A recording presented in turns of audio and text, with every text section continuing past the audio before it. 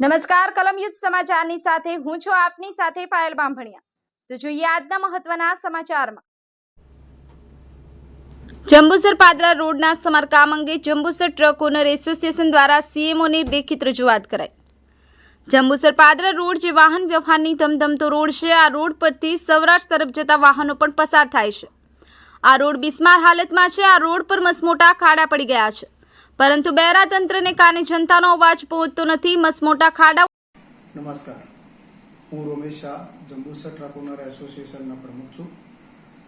અમો જંબુસરથી બરોડા જે રસ્તો છે એ અંગે સરકારશ્રીને ગુજરાત સરકારના સીએમઓ પોર્ટલ પર ઇન્સ્ટાગ્રામ આઈડીથી અમે જંબુસરથી બરોડાના ખાડા અંગે જાણ કરેલ।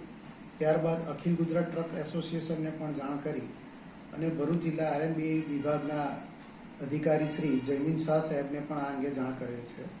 આ રોડનું હાલમાં 4 માર્ગીય થવાનું કાર્ય પૂરજોશમાં ચાલી રહ્યું છે, પરંતુ ગત વર્ષના ચોમાસા દરમિયાન આ રસ્તા પર પડેલા ખાડા આજ દિન સુધી ભરવામાં આવેલા નથી અને આ રોડ પરથી ખૂબ જ મોટા પ્રમાણમાં વાહનોનું અવન જવન થતું હોય છે।